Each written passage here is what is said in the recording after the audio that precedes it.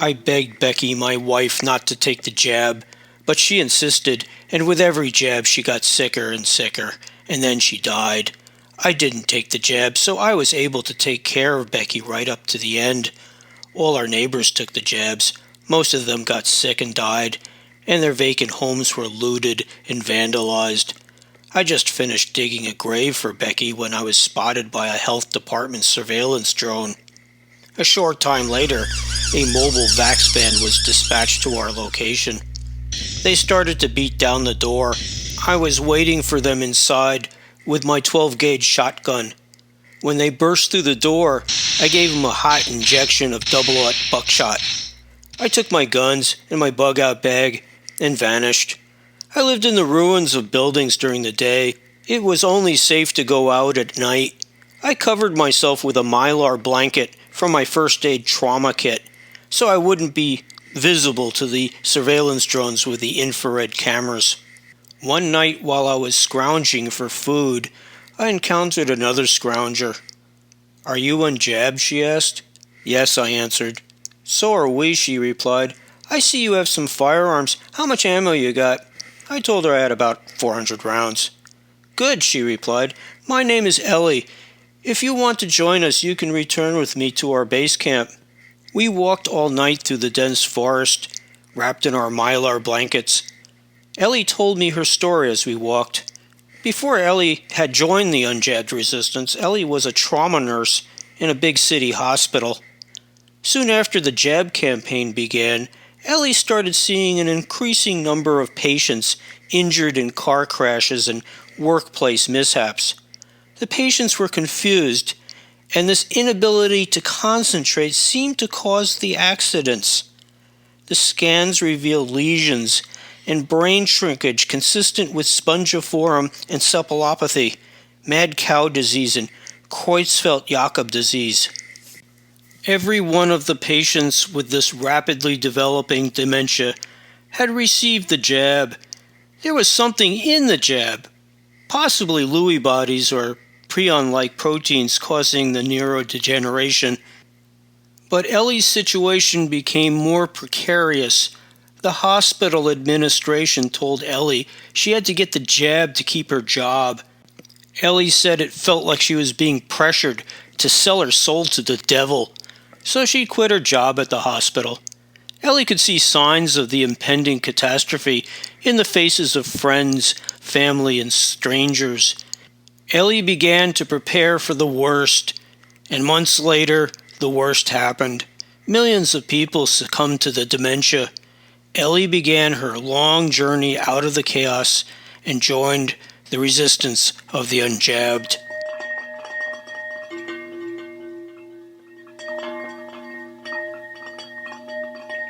Ellie and I continued walking through the dense forest, wearing our reflective Mylar. Suddenly and silently, 2 armed sentries appeared on either side of us. They were our escort to the rebel base camp. They too wore reflective Mylar. We walked another mile, sometimes doubling back to make sure we weren't being followed or watched by drones. We came to a clearing in the forest. The sentries walked to the edge of the clearing and stood guard as a camouflaged hatch opened. This was the entrance to a maze of tunnels leading to an underground complex of shelters, kitchens, barracks, armories, and hospitals. I climbed down the shaft, careful to avoid the booby traps that Ellie warned me about.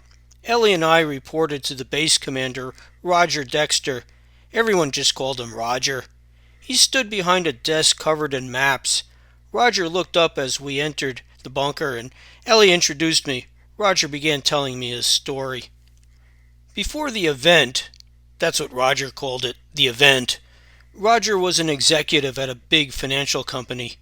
He managed to keep his job, even though he refused the jab. Roger worked from home, only venturing out to buy food and other essential chores. But one day he was stopped by a health department cop, demanding to see Roger's papers. Before Roger had a chance to look for his papers, he was jumped by other health department cops who strapped a medical mask on his face and forced him into an unmarked van. The van traveled a long way into the countryside. Roger had no idea where they were taking him.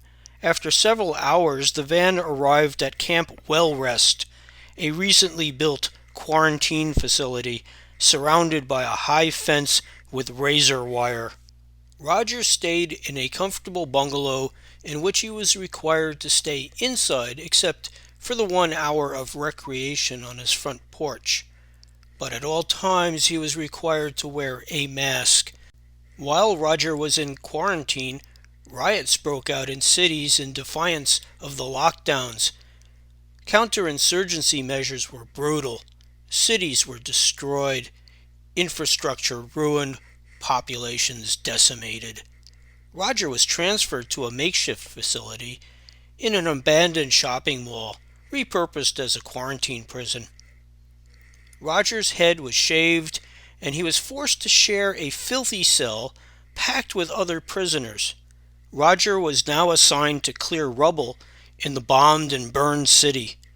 The work needed to be done by hand since fuel for bulldozers and trucks was in short supply. Roger labored from dawn to dusk cleaning mortar from bricks. At night, he was kept awake by the screams of inmates being tortured and beaten. Rebellious and weak inmates were subjected to forced injections. None survived more than a week. Roger organized a revolt of the inmates. After executing the guards and confiscating their weapons, ammunition, and other supplies, they marched across the bleak landscape of destruction and ruined cities and towns, fighting the heavily armed health department mercenaries. Eventually, the rebels, with Roger as their leader, came to this forest that became their fortress and refuge. After telling me his story, Roger looked at me and asked if I was ready to join them on a raid the next day. I said, "Hell yeah."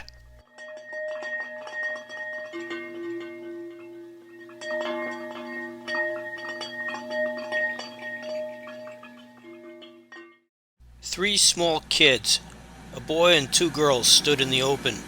On one side was the health department military blockhouse, and on the other side was the forest. In the forest, the resistance of the UNJABBED hid in the undergrowth. This being my first raid, Ellie was assigned to babysit me and show me how we were going to attack the blockhouse. Ellie said the kids would draw the soldiers out. Health department soldiers were all pedophiles. "That's crazy," I said. "How can you endanger kids like that?" Ellie said the kids were not in danger. Anyways, it was the best way to ambush the depraved bastards. "They're coming out," Roger said in a loud whisper. "Hold your fire until I give the order." Sure enough, the iron doors opened, and the sick bastards left the safety of the blockhouse, their deviant eyes fixed on the kids, not in the least bit aware that they were walking into an ambush. When the pedos got close, trapdoors opened and the kids disappeared down tunnels faster than jackrabbits. At that point, the health department soldiers realized it was a trap, but it was too late. The last thing they saw was muzzle flashes in the forest and bullets tearing them to pieces. We spotted a health department soldier up in the guard tower aiming a machine gun at us, but one of our guys had the guard tower in the sights of his shoulder-fired CX-900 rocket launcher. We had about 20 minutes before the health department leveled the blockhouse with cruise missiles, so we grabbed whatever supplies we found, food and gear and ammunition, and ran out of the blockhouse. Seconds after the last guy reached the safety of the forest, 2 cruise missiles slammed into the blockhouse, destroying it completely. When we got back to the base, we had visitors from the city, unjabbed urban guerrillas, led by the resistance hero, Commandante Arturo. Arturo said he was on an important, dangerous mission. The globalist elites were going to destroy what's left of us. "How do you know this?" Roger asked. Arturo replied that the information came from a very reliable source, and that he had brought that source with him to our base. Arturo introduced us to Eric. Eric was a transhuman, and the story he told made my unpolluted blood run cold.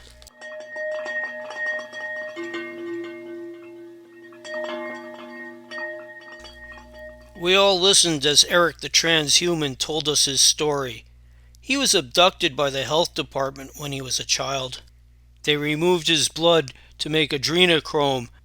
Adrenochrome was an expensive anti-aging formula that was sold to wealthy elites. They surgically removed a kidney and sold it. As Eric grew older, they performed horrible experiments on Eric, injecting him with chemicals that made his hair fall out and made him weak and sick. They implanted electronic devices in his skull, devices that could receive and transmit signals, and chips that boosted Eric's intelligence.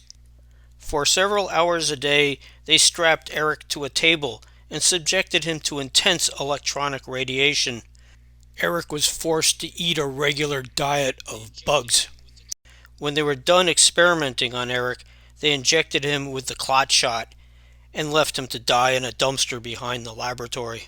But Eric did not die. He climbed out of the dumpster and crawled to a basement where he was rescued by the UNJABBED resistance.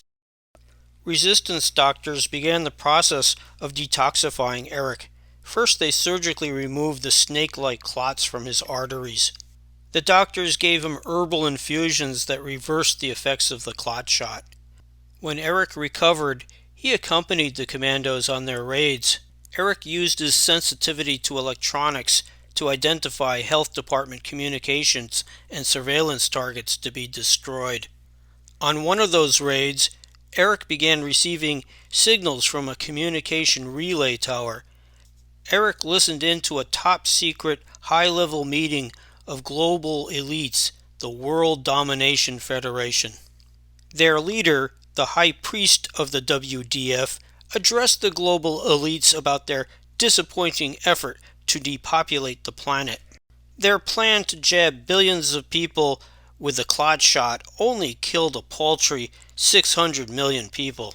Poison pills and overdoses only killed millions, also another disappointment for the WDF. The famines they created also came up short, killing only tens of millions of people instead of the billions needed to depopulate the Earth. The leadership of the global elites decided to proceed to their final solution, nuclear war. Days from now, Eric said, a fleet of private jets will fly the global elites to the most secure bunkers in New Zealand to ride out the nuclear storm. A commando interrupted Eric with a question. What about the henchmen in the health departments all over the world? The soldiers, the police, the doctors? Eric explained that the lower ranks of the global conspirators would escape to blast-proof bunkers in mountain caves and deep underground. Is there any way we can stop them from launching the missiles? Arturo asked. Eric said, if I can get into the system, there's a good chance I can stop the launch. Take me to the communications center in Grand Rapids. We don't have time to waste.